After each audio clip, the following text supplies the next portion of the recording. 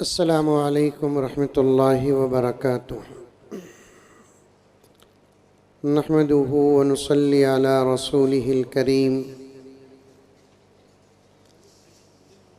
अम्मा बअदु फ़अऊज़ु बिल्लाहि मिनश शैतानिर रजीम। बिस्मिल्लाहिर रहमानिर रहीम। या अय्युहल्लज़ीना आमनु दुख़ुलू फ़िस्सिल्मि काफ़्फ़ा वला तत्तबिउ खुतवातिश्शैतान इन्नहु लकुम अदुव्वुम मुबीन। वक़ाल अज़्ज़ वजल या अय्युहल्लज़ीना आमनू ख़ू अनफुसकुम व अहलीकुम नारा। सदक़ल्लाहु मौलानल अज़ीम। क़ाल रसूलुल्लाहि सल्लल्लाहु अलैहि वसल्लम अद्दिबू औलादकुम अला सलासि क़िसाल हुब्बि नबिय्यिकुम व हुब्बि अहलि बैतिही व तिलावतिल क़ुरआन औ कमा क़ाल अलैहिस्सलातु वत्तस्लीम। अल्लाहुम्मा सल्लि अला सय्यिदिना नबिय्यिना मौलाना मुहम्मद व अला आलि सय्यिदिना नबिय्यिना मौलाना मुहम्मदिन व बारिक वसल्लिम। मुअज़्ज़ज़ सामीन, पूरी मोहब्बत के साथ, शौक़ के साथ, उल्फत के साथ, प्यार के साथ, अदब के साथ, एहतराम के साथ, इखलास के साथ, दिल की गहराई से एक मर्तबा दुरूद शरीफ पढ़ ले।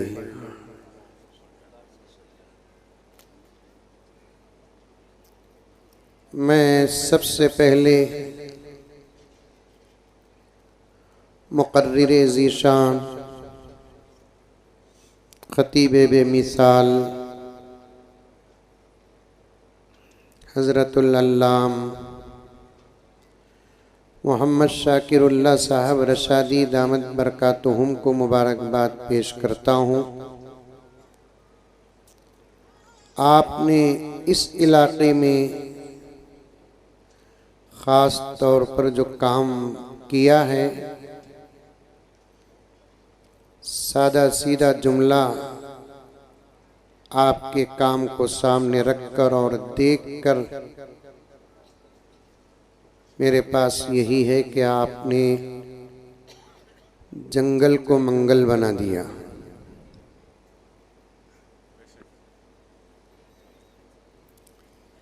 जब हौसले बुलंद होते हैं, बड़े होते हैं, इरादे मजबूत होते हैं,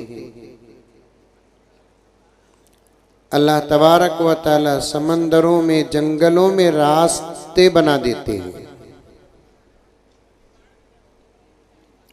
ये सोचते हैं कुछ लोग यहाँ क्या काम होगा, वहाँ क्या काम होगा, यहाँ कैसे काम होगा, वहाँ कैसे काम होगा। लेकिन जब बंदा अल्लाह पर भरोसा करके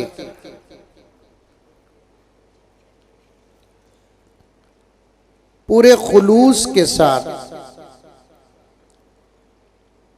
नेक नियति के साथ खिदमत का इरादा लेकर मैदान में कदम रखता है,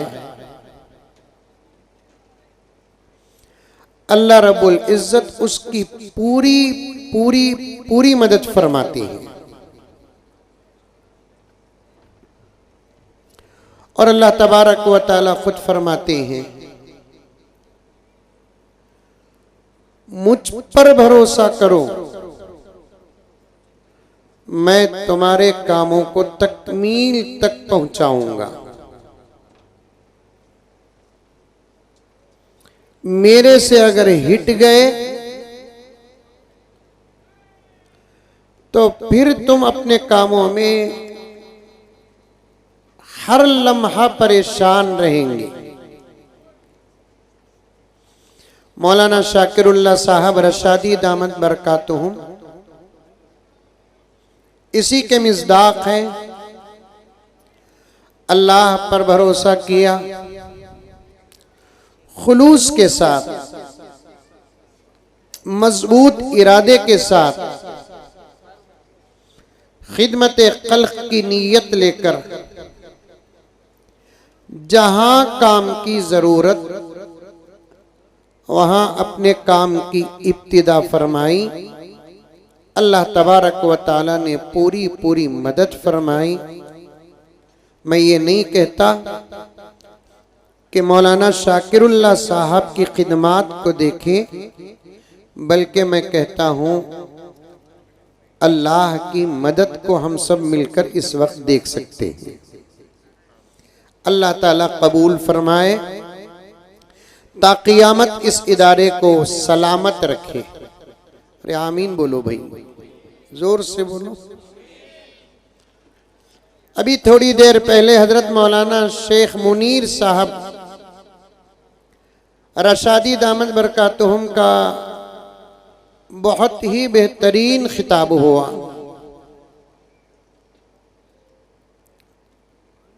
जो शादीशुदा जिंदगी कैसे गुजारे, क्योंकि आज की इस महफिल में निकाह भी होने वाले हैं। हजरत ने बहुत बेहतरीन पैगाम होने वाले दुल्हाओं को और दुल्हनों को दिया है। मैं दुआ करता हूं कि अल्लाह ताला सबको अमल करने की तौफीक अता फरमाए। वक्त बहुत कम है। बड़े बड़े अकाबिर हजरात उलमाए किराम तशरीफ ला चुके हैं। मुझे भी मुख्तसर से वक्त में आज के जलसे के उन्वानात में से किसी एक उन्वान पर 10-15 मिनट बात करना है। बैठे बैठे मैंने सोचा कि मुझे किस पर बात करना है। अचानक इरादा हुआ कि औलाद की तरबियत पर मैं मुख्तसर बातें आपके सामने अर्ज करूंगा। अजीज़ान गिरामी, मेरी माँ और बहनें भी बैठी हुई हैं, पूरी तवज्जो के साथ सुने। इस वक्त का सबसे बड़ा मसला हमारी औलाद और औलाद की तरबियत है। माहौल से, दुश्मनों से, हालात से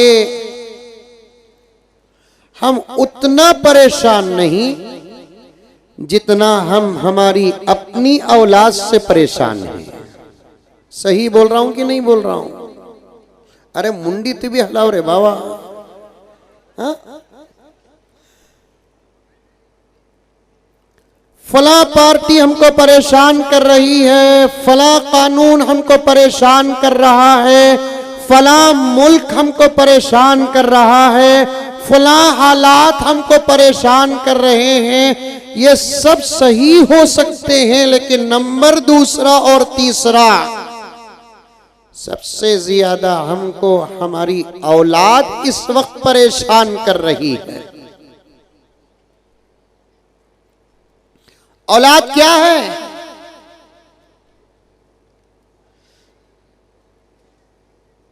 जिनको हमने बड़ी मोहब्बतों के साथ अल्लाह से मांग कर पैदा किया।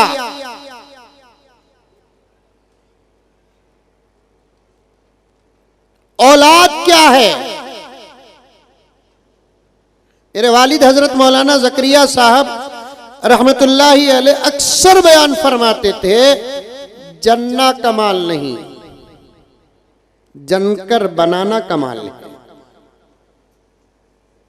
औलाद क्या है?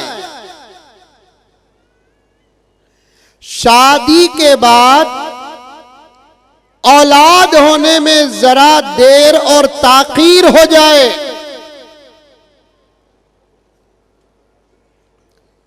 पूरा खानदान परेशान होता है, बाहर के लोग और ज्यादा परेशान करते हैं।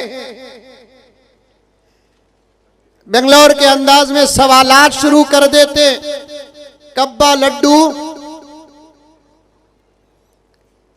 कब्बा झांगरी। ये लड्डू से क्या मुराद, झांगरी से क्या मुराद? ये हमें अपने तरफ में इशारे बनाकर रखे हैं।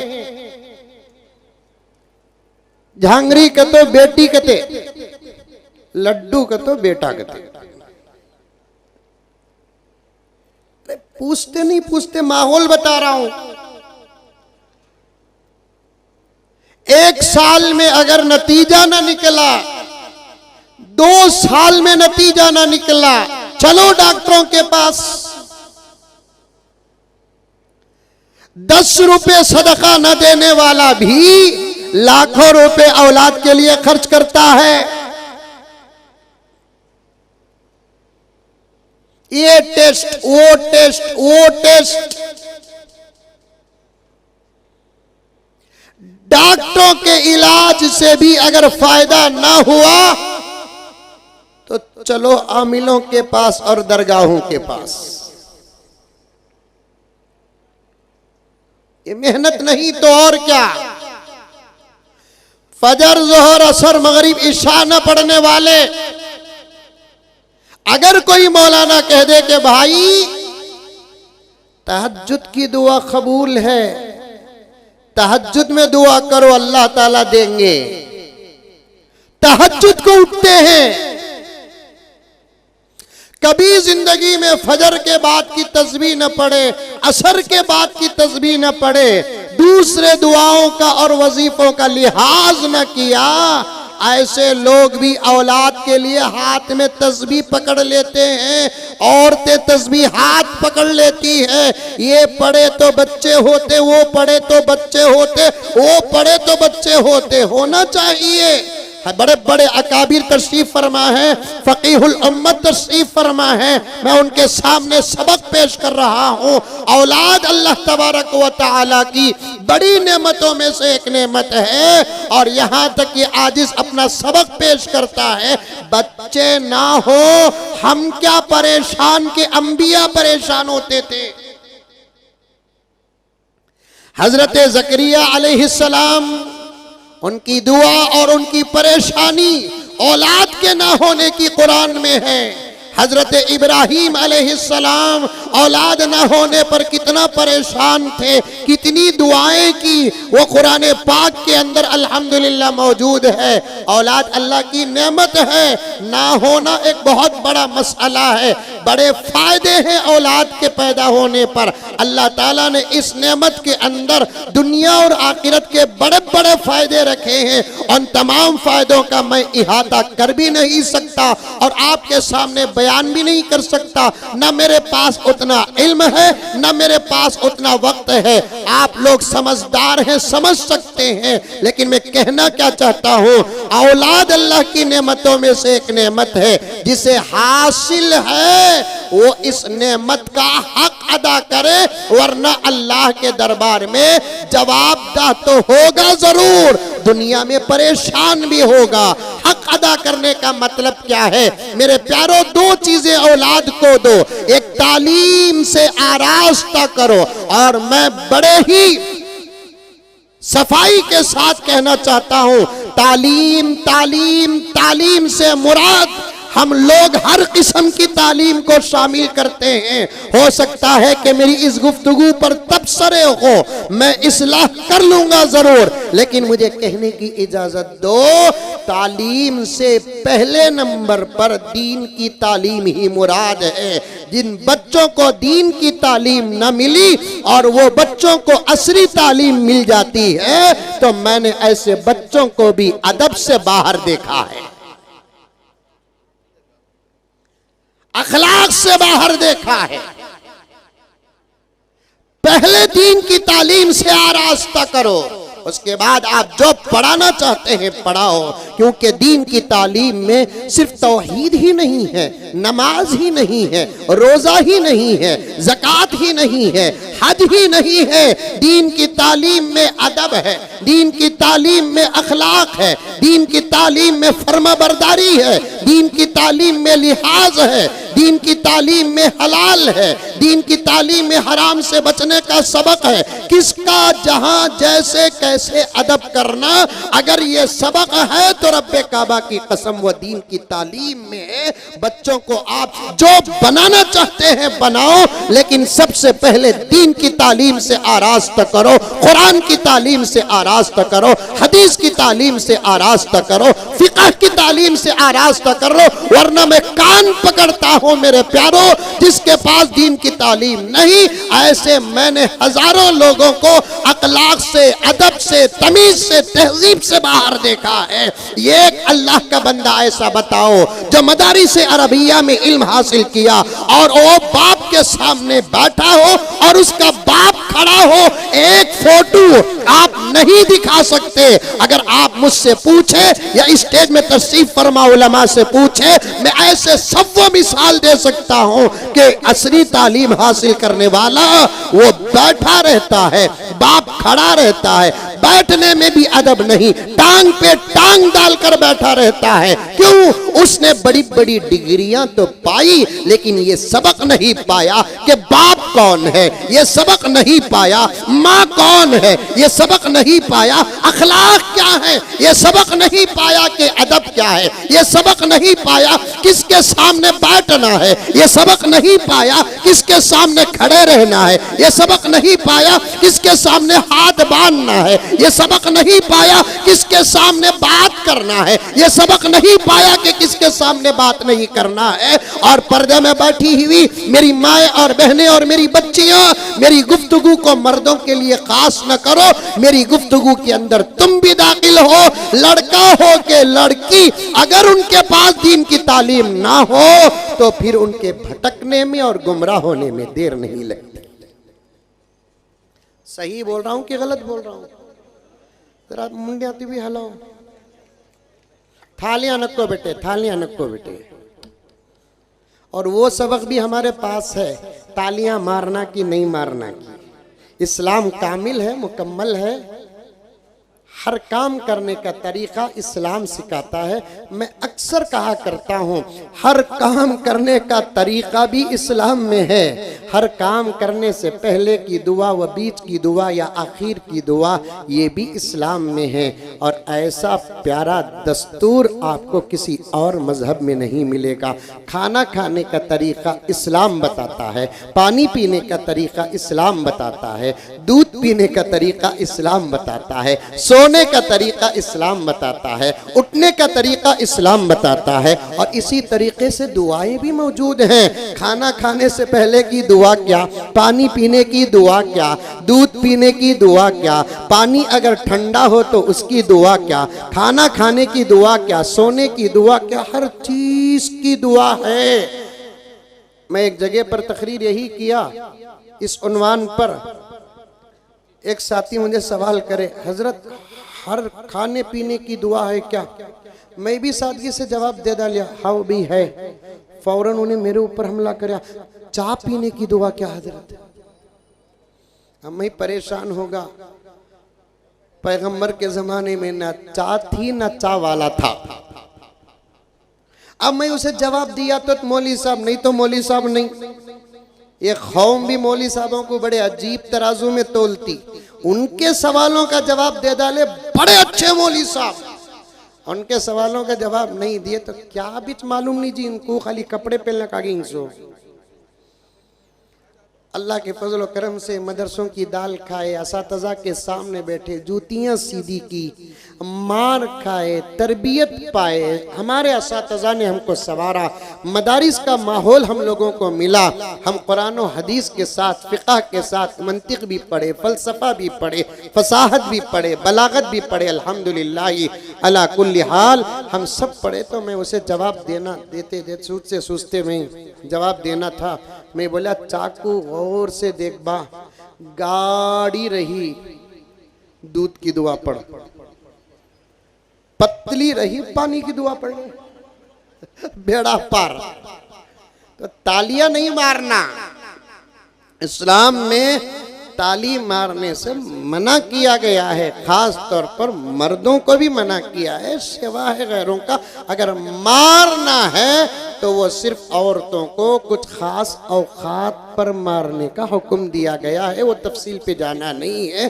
अर्ज कर रहा था मैं आपके सामने कि बच्चे और बच्चियां तालीम के और तरबियत के उन्वान में दोनों दाखिल हैं। अपने बच्चों को सबसे पहले दीन की तालीम से आरास्ता करो, उसके बाद तरबियत भी करो, तरबियत भी करो।